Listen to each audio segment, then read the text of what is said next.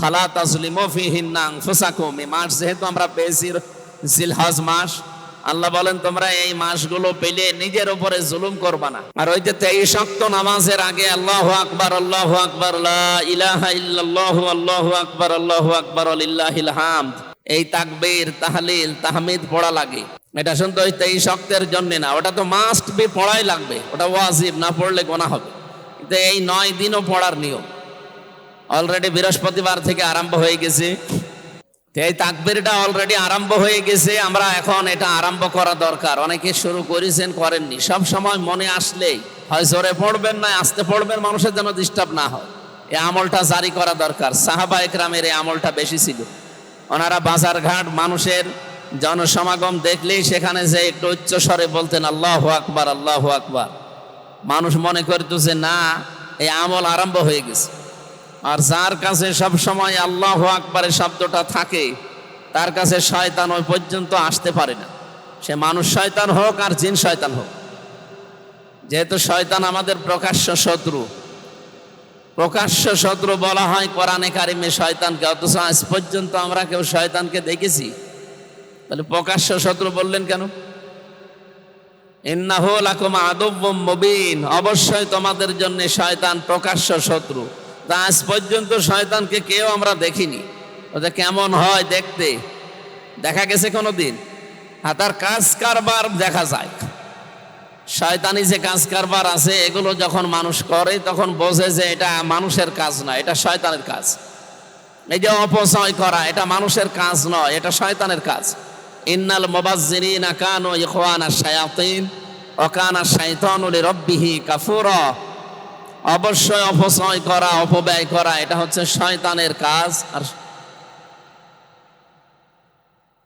আর শয়তান ছিল তার প্রভুর প্রতি অকৃতজ্ঞ। এটা শয়তানের ভাই বলে আখ্যা দিয়েছেন আল্লাহ কোরআনে। পৃথিবীতে যত পাপের কাজ আছে, কোন পাপ কাজ করলে আপনি শয়তান হয়ে গেছেন, শয়তানের ভাই হয়ে গেছেন, এরকম কথা কোরআন হাদিসে নেই। এই একটাই আয়াত আছে যে অপচয় যারা করে এরা শয়তান না, শয়তানের ভাই হয়ে গেছে। শয়তানের ভাই মানে কি? ও শয়তান। অপচয় করা থেকে বিরত থাকা, কারণ এটা কাজ মানুষের না, এটা শয়তানের। এরপরে অশ্লীলতা ছড়ানো। আল্লাহ যাকে যে অবস্থায় বানিয়েছেন তাকে শালীনতা বজায় রাখা লাগবে। এটা যারা বজায় না রেখে নিজেদের গোপন বিষয়গুলোকে উন্মুক্ত করে মানুষের সামনে, এটা মানুষের কাজ না, এটাও শয়তানের কাজ। জান্নাত থেকে আদম আর হাওয়াকে শয়তান বের করে দেবে, এইটা তার উদ্দেশ্য ছিল না। তার উদ্দেশ্য ছিল যে তাদেরকে অশ্লীলভাবে প্রদর্শন করা হোক, তাদের যে সমস্ত অঙ্গ প্রত্যঙ্গগুলো ঢাকা আছে, গোপন করা আছে, এগুলো যেন উন্মুক্ত হয়। তাহলে কি বুঝলেন এখান থেকে? মানুষের যে সমস্ত বিষয় গোপন রাখা দরকার, পুরুষের ক্ষেত্রে পুরুষদের, মহিলাদের ক্ষেত্রে মহিলাদের, তাদের নির্ধারিত জায়গাগুলো ঢেকে রাখার যে বিধান আছে কোরআন হাদিসে, এইগুলো যখন উন্মুক্ত হয়, মানুষকে দেখিয়ে যারা আনন্দ পায় তারা যেন বিশ্বাস করে ও আর মানুষ নেই, ও কি হয়ে গেছে। আমাদের পুরুষের নাভি থেকে হাঁটু পর্যন্ত এটা ঢেকে রাখা লাগবে যদি আপনার কাছে পোশাক থাকে। এটা নফল না, এটা সুন্নাত না, এটা ফরজ। নামাজ পড়া যেমন ফরজ, এই জায়গা থেকে পর্যন্ত ঢেকে রাখা কি? এটা পুরুষের জন্য, আবু হানিফা রহমতুল্লাহ আলাইহের মাযহাব বা মত অনুযায়ী। আর মেয়েদের সতর হচ্ছে মুখমণ্ডল, হাতের কবজি আর পায়ের পাতা বাদ দিয়ে পুরা শরীর ঢেকে রাখা লাগবে। এটা মেয়েদের জন্য ফরজ, এটা সুন্নত, নফল, মুস্তাহাব না। এই জন্য মেয়েরা নামাজ পড়তে গেলে আমরা পুরুষেরা যদি মাথায় টুপি নাও দেয় আমাদের নামাজ হয়ে যাবে। শরীরে কাপড় নেই তাও নামাজ হয়ে যাবে যদি আমার এই ফরজটা ঠিক থাকে। তো মেয়ে লোকের কি এই নাভি থেকে পা পর্যন্ত ঢেকে রাখলে হবে? হাঁটু পর্যন্ত? ওর যে তিনটা জায়গা বললাম, মুখমণ্ডল, হাতের কবজি আর পায়ের পাতা বাদ দিয়ে পুরা শরীর ঢাকা লাগবে। এমনকি নামাজের ভেতরে দাঁড়িয়ে যদি ওদের চুল বের হয়ে যায় তাহলে ওর নামাজ ভেঙে যাবে। এই জন্য মা বোনেরা যারা বাড়িতে আছে ওদেরকে আপনারা সালোয়ার কামিজ বানিয়ে এই পোশাক পরার অভ্যস্ত করবে। বানানো পোশাকগুলো হাত পর্যন্ত, এ পর্যন্ত হাতা বানিয়ে দেবেন, ঢেলা ঢালা যেন কাজ করতে গেলে তুলতে পারে। আর যে ওড়না আছে মাথায় যেটা দেওয়া, এটা দিয়ে দেবেন। বুকটা পিঠটা যেন ঢেকে যায় এরকম একটা ওড়না লাগবে বানানো। এগুলো বানানোর সিস্টেম এখন দর্জি বাড়িতে পাওয়া যায়। এই যে সিস্টেমগুলো বলছে এর বাইরে গেলে ওদের যেমন নামাজ হয় না, আমাদের যে সিস্টেমগুলো আল্লাহ দিয়েছে এর বাইরে গেলেও আমাদেরও নামাজ হবে না। যদি পোশাক থাকার পরেও কেউ নাভি থেকে হাঁটু পর্যন্ত না ঢেকে নামাজে দাঁড়িয়ে যায়, হাফ প্যান্ট পরি, নামাজ হবে? ফরজ তরক হয়ে গেলে নামাজ হবে না। হ্যাঁ, পোশাক যদি না থাকে আপনার, কোনো উলঙ্গ হয়েও নামাজ পড়তে পারে, অসুবিধা নেই। তাহলে আমরা যেই কথা এখান থেকে বুঝলাম, আল্লাহ রাব্বুল আলামিন শয়তানের কাজকর্মকে তিনি বলেন যে প্রকাশ্য শত্রু তোমাদের, ওরে দেখা যায় না কিন্তু ওদের কাজ দেখা যায়। যারা অপচয় করে এগুলো প্রকাশ্য আমরা দেখি, যারা নিজেদের সৌন্দর্যকে এই যে গোপন অঙ্গগুলোকে প্রদর্শন করে এগুলো আমরা দেখি, এগুলোকে আর মানুষের তালিকায় রাখা যায় না। যারা এই কাজ করবে তারা কি শয়তানের ভাই। আল্লাহ রাব্বুল আলামিন শুধু ফতোয়া দিয়েই কোরআনের আয়াত নাজিল করে শেষ করে দেননি, এটাতে কত বাস্তব আল্লাহ নিজে আমাদের শরীরের ভেতরে দেখিয়েছে। বিজ্ঞান এখন দেখাচ্ছে যে খাদ্য যা খাওয়া হয়, এই খাবার খাওয়ার পরে কয়েকটা জিনিস তৈরি হয়। এক নম্বরে আপনার রক্ত তৈরি হয়। আমাদের 5.5 কেজি রক্ত আছে শরীরের ভেতরে, এগুলো চলাচল করছে 26 কিলোমিটার দূরত্বে, বেগে চলছে পুরা শরীরে মাথা থেকে পা পর্যন্ত। এই রক্তগুলো তৈরি হচ্ছে খাবারের কারণে। 2 নম্বরে বীর্য তৈরি হয়, 3 নম্বরে মল তৈরি হয়। এরকম 4টা জিনিস যখন শরীরের ভেতরে তৈরি হয়, প্রস্রাব তৈরি হয়। এইগুলো বিভিন্ন জায়গা আছে, এগুলো আল্লাহ বের করে আপনার শরীরকে রিফাইন করে দেয়। এখন এই 4টা জিনিস দিয়ে এই খাবারগুলো দিয়ে 4টা জিনিসের বাইরে সবচাইতে নির্যাস যেগুলো খাবারের, প্রতিটি খাবারের নির্যাস আলাদা আলাদা আছে, ওইটা দিয়ে একটা রস তৈরি হয় যেটা পিত্ত রস বলে। এই পিত্ত রসটা যখন শরীরের ভেতরে তৈরি হয়, এটা তৈরি হয়ে বসে থাকে না, এটা খাবারকে হজম করায় সহায়তা করে, খাবারকে হজম করার জন্য সহায়তা করে এই রসটা। বিজ্ঞান এখন দেখতে পাচ্ছে যে এই রস যখন শরীরের ভেতরে খাবার থাকে পেটে, তখন অটোমেটিক ভাবে ফোঁটা ফোঁটা পড়তে থাকে। তো খাবার যেহেতু নেই, ওটা অটোমেটিক মুখ বন্ধ হয়ে যায়। ওখানে তো আর আপনার কোনো কর্মচারী নিয়োগ করা নেই যে ওখানে বন্ধ করে বসে আছে, আল্লাহ নিজে এটা কন্ট্রোল করে। আল্লাহ মানুষকে বোঝাতে চান, ইন্নাল মুবাদ্দিরিনা কানু ইখওয়ানা শায়াতিন, আয়াতের ব্যাখ্যায় তাফসিরে মুফাসসির লিখেছে যে আল্লাহ যে অপচয় করেন না তার প্রমাণ এইটা। ওই রসটা পড়তেই যদি থাকে ফোঁটা ফোঁটা, তাহলে অপচয় হয়ে যাবে। আর গুরুত্বপূর্ণ এবং দামি জিনিস, এটা যেহেতু নষ্ট হলে অপচয়ের শামিল, এই জন্য আল্লাহ হঠাৎ করে অটোমেটিক মেশিন বানিয়েছেন। যতক্ষণ খাবার থাকবে ও কাউকে ছড়িয়ে দেওয়া লাগবে না, ছেড়ে দেওয়া লাগবে না, পড়তে থাকবে ফোঁটা ফোঁটা, খাবার হজম হবে। যখন খাবার থাকবে না ওটা অটোমেটিক বন্ধ হয়ে যাবে। তাহলে আল্লাহ কি শুধু ফতোয়া দিয়ে শেষ করে দিয়েছেন? উনি কাজ করে দেখিয়েছেন যে পৃথিবীতে কোনো জিনিস আমি অপচয় করি না। তাহলে যারা অপচয় করেছেন, প্রয়োজনের অতিরিক্ত কিছু করার নাম অপচয়। এদিকে তাকান, প্রয়োজনের অতিরিক্ত কিছু করার নাম কি? আমরা এই 54 বছরে এই অপচয়ের দর্বে শান্তিতে পড়ি আছি। অপচয় যদি রোধ করা যেত না, বাংলাদেশটা দাঁড়িয়ে যেত। আমি কয়েকদিন আগে মালয়েশিয়া গিয়েছিলাম, ওরা দাঁড়িয়ে গেছে 2004 সালের পর থেকে। কেন দাঁড়িয়ে গেছে? কারণ ওই দেশে এই অপচয়, যেটা আমরা যে অন্য ভাষায় দুর্নীতি বলি, মেরে খাওয়া বলি, নষ্ট করা বলি, এইটা নেই। যার যে দায়িত্ব আছে ওইটা সে পালন করবে, এবং পালন করতে গিয়ে যদি কোনো জায়গায় 2 নাম্বারই পায়, সে যত বড় লোক হোক তারে আর বাঁচিয়ে রাখবে না, ওই সময় মেরে ফেলবে। বিশেষ করে খাবারে, যেহেতু সব কিছুর মূলে খাবার। খাবার খারাপ হওয়ার পরে আমাদের শরীর খারাপ হয়, শরীর খারাপ হলে আমাদের অঙ্গ প্রত্যঙ্গ নষ্ট হয়ে যায়, এরপরে আস্তে আস্তে ধীরে ধীরে আমরা চলে যাই মৃত্যুর দিকে। তাহলে সব কিছুর মূলে খাবার। খাবারের ব্যাপারে এত কড়াকড়ি করে, আমি পুরা মালয়েশিয়ার প্রায় বাংলাদেশের মতো 5টা দেশ মিলে এত বড় দেশ পুরাটা ঘুরলাম। এই 11 দিন ছিলাম, পুরাটা ঘুরে আমি এর আগেও গেছি কয়েকবার।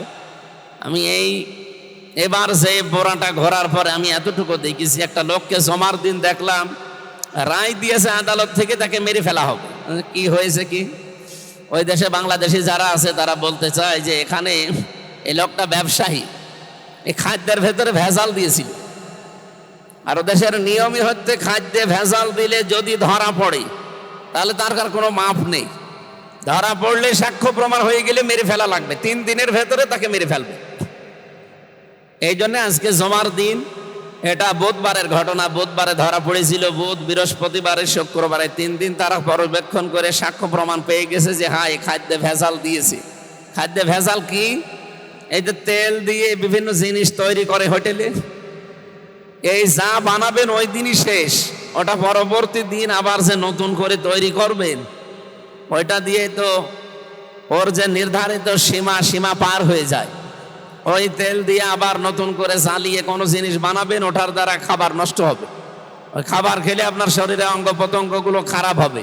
ওরা ওই দিকে খেয়াল করে ও এরকম কাজ করেছিল এই ব্যবসায়ী বা এই হোটেলালা, যে একদিনের জিনিস আর একদিন চালাতে গিয়েছে, ধরা পড়ে গেছে।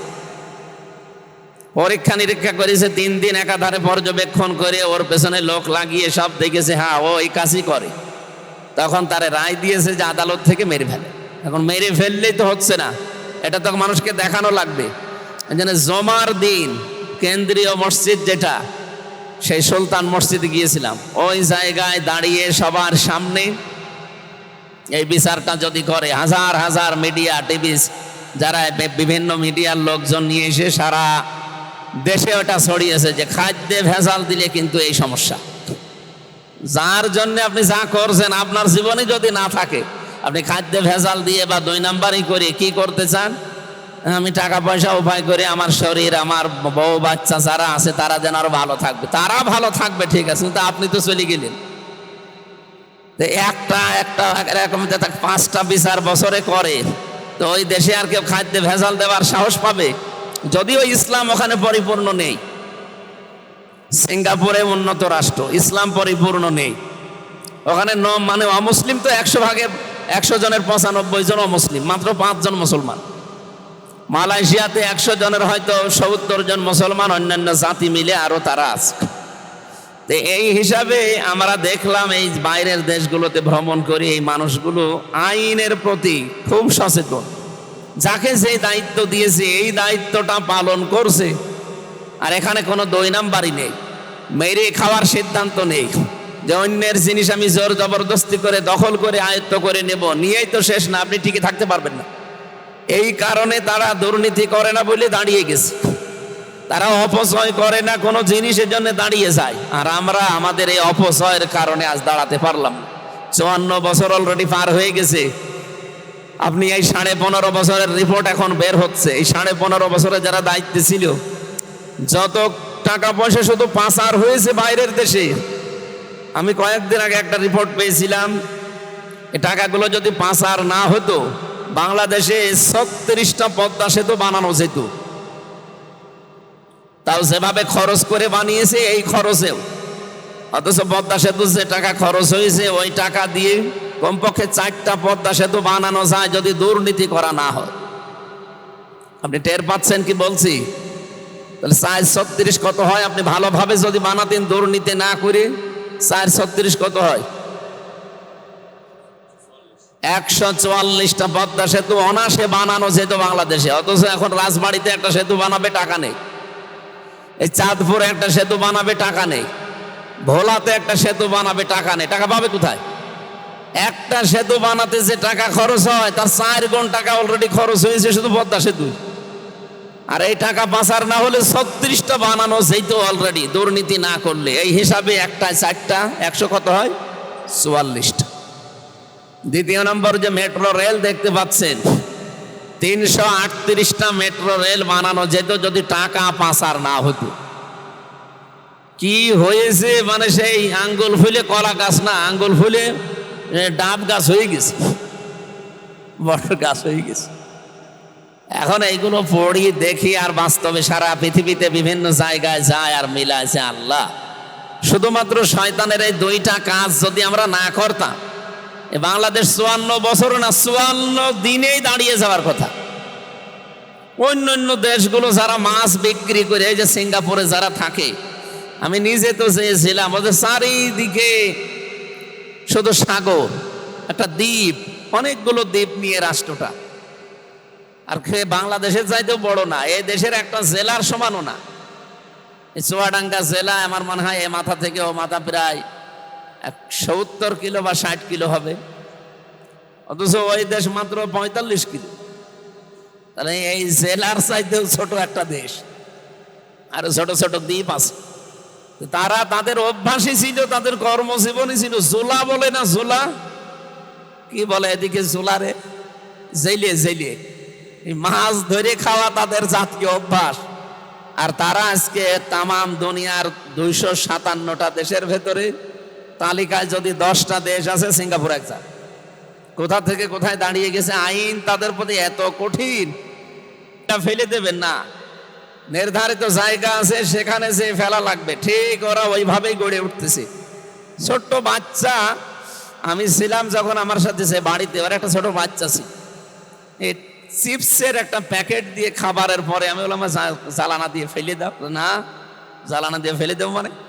এটা নির্ধারিত জায়গা আছে, ওই খাবারের পরে প্যাকেটটা পকেটে রেখে দিল, মড়িয়ে পকেটে রেখে নিয়ে ওই জায়গায় গাড়ি থামিয়ে ওইটার ভেতরে তুলে বলছে যে এই জায়গায় ফেলার জায়গা। বয়স কত হবে? খুব বেশি হলেও 4.5-5 বছর হবে। এতটুকু মানুষ এইভাবে আইনের পরে গড়ে উঠতেছে, ওরা এই জন্য এত পরিষ্কার পরিচ্ছন্ন। পরিষ্কার পরিচ্ছন্ন থাকা এটা নিয়ম কার? আল্লাহর নিয়ম না? নবীজি জানিয়েছেন আত্মহুরু শাতরুল ঈমান, পরিষ্কার পরিচ্ছন্ন পবিত্র থাকা এটা কিন্তু ঈমান না, শুধু ঈমানের অর্ধেক। আমরা বলি যে ঈমানের একটা শাখা, ঈমানের শাখা তো 77টার উপরে আছে, ঈমানের শাখা বলা হয় না। পরিষ্কার পরিচ্ছন্ন থাকা এটা কিন্তু ঈমানের অর্ধেক বলা হয়, নিসফুল ঈমান বলা হয়েছে। এরা নবীর কথাকে মেনে চলে, কিন্তু নবীকে বিশ্বাস করেনি, এই জন্য তারা দাঁড়িয়ে যাচ্ছে। আমরা নবীকে বিশ্বাস করি যে নবী একজন এসেছিল, কিন্তু নবীর জীবনের কর্মকাণ্ডগুলো আমাদের জীবনে নেই। নবীজি অশ্লীলতা ছড়াননি, উনি জীবনে অপচয় করেননি, উনি জীবনে কোনোদিন অপবিত্র হয়ে থাকেননি, কিন্তু আমরা তাকে বিশ্বাস করি, তার কথাগুলো আমাদের জীবনে আমরা মানি না, এই জন্য আমরা আরো নিচের দিকে চলে যাচ্ছি।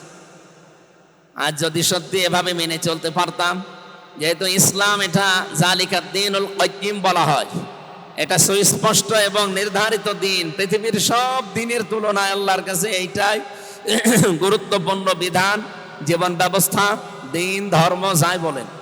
ফালা তাজলিমু ফীহিন্না আনফুসাকুম, এই মাস যেহেতু আমরা পেয়েছি জিলহজ মাস, আল্লাহ বলেন তোমরা এই মাসগুলো পেলে নিজের উপরে জুলুম করবা না। নিজের উপরে জুলুম কি? মন যেটা চাই না ওইটা যদি জোর করে কেউ করে, ওইটা হচ্ছে গোনাহ, আর ওই গোনাহ হচ্ছে জুলুম। আপনি যে যারা উলঙ্গ অর্ধ উলঙ্গ নাচ দেখে, সিনেমা দেখে, ওর মন জীবনও যদি ইমানের ছিটা ফোটা থাকে, ওর মন চাইবে না, জোর করেও হয়তো শয়তানের ধোকায় পড়ে হোক আর যেভাবেই হোক ও দেখতে থাকে। এই মানুষ যখন আস্তে আস্তে গোনায় অভ্যস্ত হয়ে যায়, তখন ওর কাছ থেকে ইমানের যে নূর আল্লাহ এটা কেড়ে নেয়। কিছুদিন পরে অবস্থা এমন হয়ে দাঁড়ায়, তখন ওর ভালো কাজও ভালো লাগে না, খারাপ কাজও ভালো লাগে না, সব খারাপ সমান মনে হয়।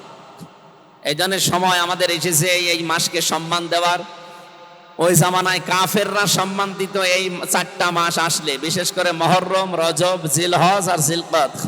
এই মাসগুলো আসলে তারা মারামারি, গন্ডগোল, এমনকি কারো সাথে ঝগড়া বিবাদ, মামলা মোকদ্দমা আছে বন্ধ করে দিত, বলতো এখন থাক, এই মাসের সম্মান আছে। এটা একেবারে সেই আবহমান কাল থেকে চলে আসছিল তাদের কাছে। তারা এই মাসের সম্মান দিত এইভাবে যে মারামারি, তোমার সাথে গন্ডগোল, কেস কামারা আছে, আমার সাথে কথা বন্ধ হয়ে আছে, এখন আর না, এই 4 মাস পার হোক, এরপরে আবার নতুন করে তোমার সাথে ঝগড়া হবে।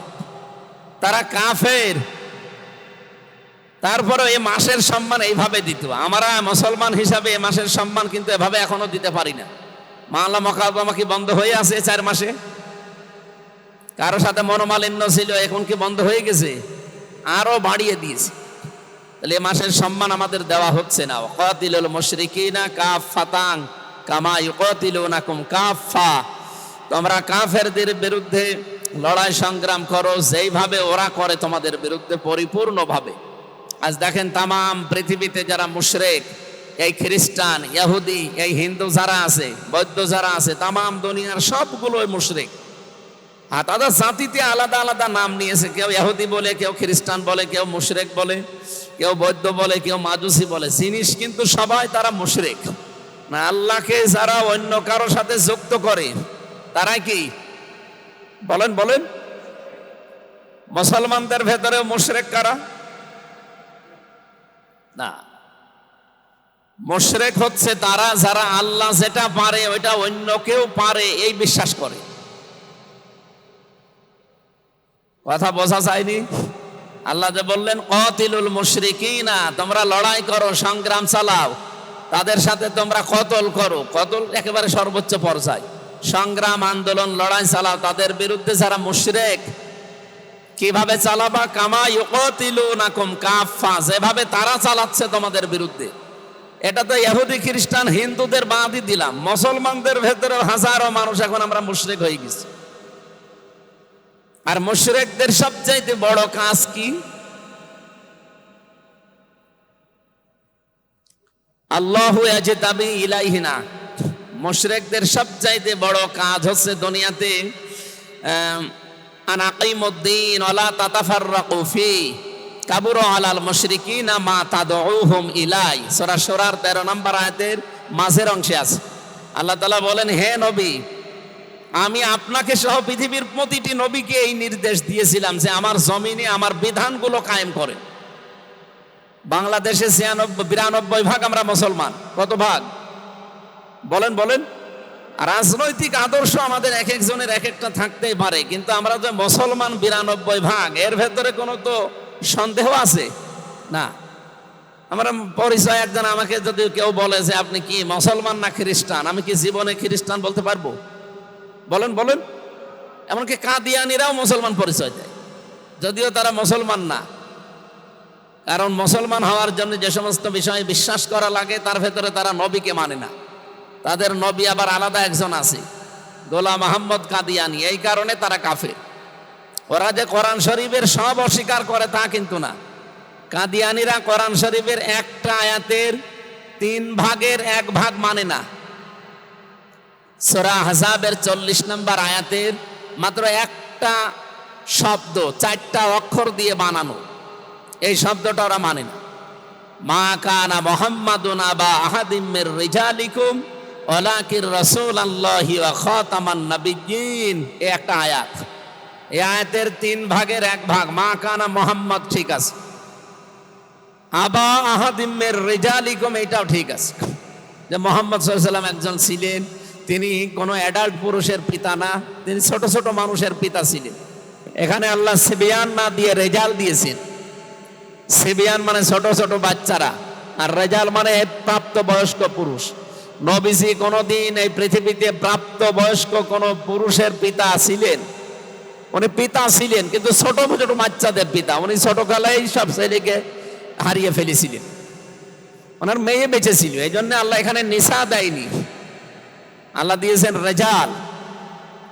আপনি কাদিয়ানি এলাকায় আছে কিনা আমি জানি না, যদি থাকে তাদের কাছে জিজ্ঞাসা করেন যে কোরআন শরীফ হ্যাঁ আল্লাহর কিতাব, কোরআনে আয়াতগুলো হ্যাঁ আল্লাহ পাঠিয়েছে, এই আয়াতের ভেতরে যে 3টা বিধান আল্লাহ দিলেন, যে মা কানা মুহাম্মদ এ পর্যন্ত, আবা আহাদিম মির রিজালিকুম, আবা মানে পিতা, তোমাদের পিতা নন, তিনি পুরুষের মানে প্রাপ্ত বয়স্ক পুরুষের পিতা নন। হ্যাঁ, এটাও আমরা মানি। ওয়ালাকির রাসূল আল্লাহ, তিনি রাসূল ছিলেন। হ্যাঁ, এটাও ঠিক আছে। খাতামান নাবিয়্যিন, এই যে খ আলিফ তা মিম 4টা অক্ষর, তিনি যে শেষ নবী, উনি নবী ছিলেন ঠিক আছে, কিন্তু শেষ নবী না, এটা মানে না। ওদের কাছে শেষ নবী গোলাম আহমদ কাদিয়ানি যেটা আছে। তাহলে এখান থেকে আপনি কি বুঝলেন?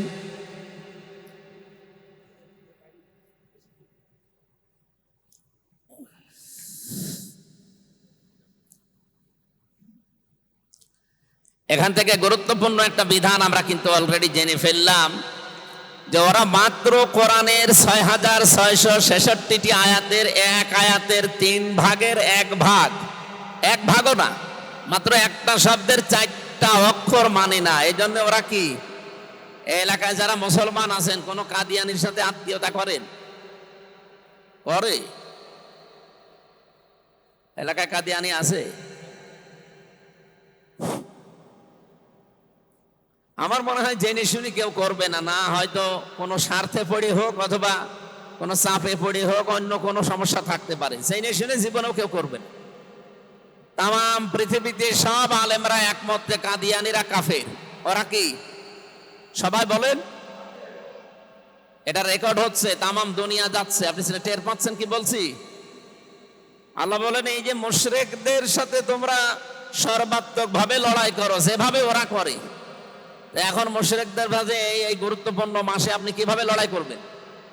মুশরিক খুঁজে আমরা পাই না। মুশরিক তারা যাদেরকে আপনি দিন কায়েমের জন্য আল্লাহর বিধান কায়েমের কথা যখনই বলতে যাবেন, ওরা নামে মুসলমান দাবি করবে, মুসলমানের নিয়ম নীতি কাজকর্ম যা আছে এগুলো পালনও করবে, কিন্তু যখন বলা হয় ব্যক্তি পরিবার সমাজ রাষ্ট্রে আল্লাহর বিধান কায়েম করা লাগবে, হে নবী আপনি দেখবেন কাবুর আলাল মুশরিকিন মা তাদউহুম ইলাই। আপনি যেদিকে মানুষকে ডাকতে চাচ্ছেন এই কথা শুনলে সবচাইতে বেশি খারাপ লাগবে, মন খারাপ হবে মুশরিকদের। আমরা জানো মুশরিকই তো নেই, আমরা তো 92% মুসলমান। মুশরিক তো মুসলমানদের ভেতরে তারা যে মানুষগুলো আল্লাহ যেটা পারে ওইটা অন্য কেউ পারে এই বিশ্বাস করে। আল্লাহ কি পারে বলেন তো? না না, আল্লাহ সব পারে বললে হবে? আল্লাহ কি পারে? সন্তান দিতে পারে কে? পৃথিবীর অন্য কেউ পারে? যদি কেউ বিশ্বাস করেন যে না এই পানি পড়ায়ও কাজ হয়, অথবা ওই যে কবরের কাছে গেলেও হবে, কোন পীর সাহেব দোয়া করে দিলেও হবে, এইরকম বিশ্বাস করলে সে কি? এ পৃথিবী বানিয়েছে কে?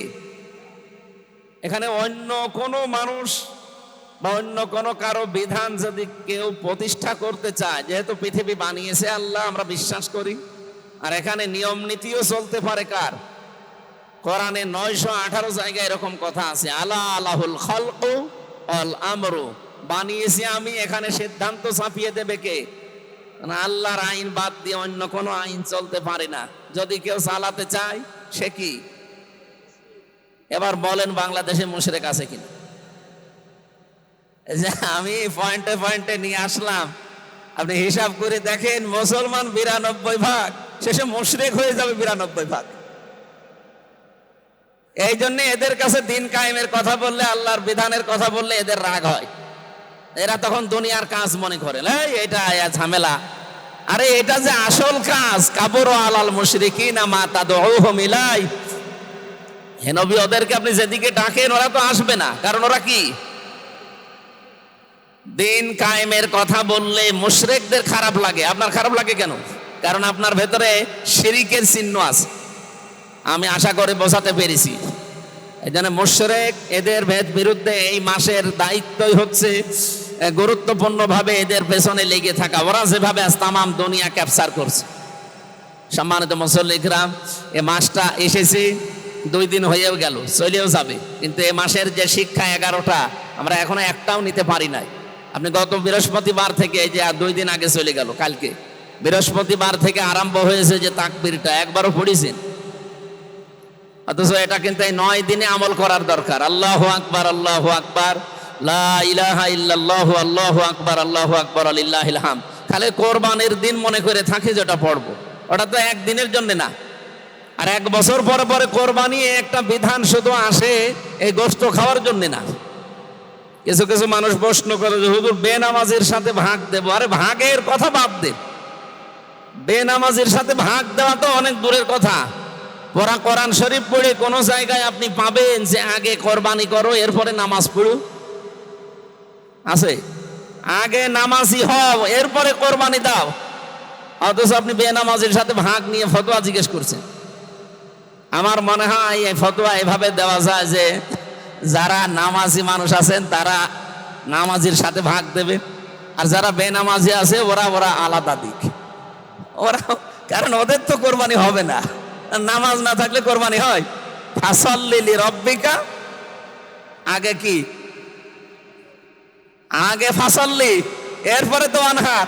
আপনি আগে কোরবানি দিচ্ছে তারপরে নামাজ পড়বেন না। এই জন্য বেনামাজি যারা আছেন ওনারা ভাগ আলাদা করবেন।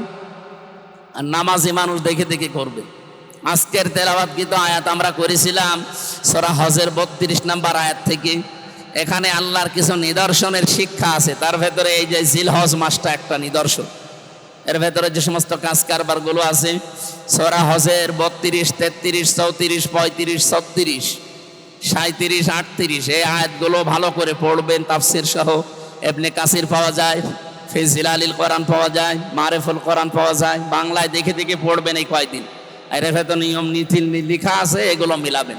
আমাদের যেহেতু সময় বেশি হয়ে গেছে, আমরা আজকে আর কথা বলতে চাচ্ছি না।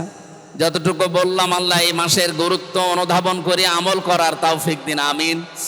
আসসালামু আলাইকুম রহমতুল্লাহ। সুন্নত যদি না পড়েন সুন্নত পড়িয়ে নেন।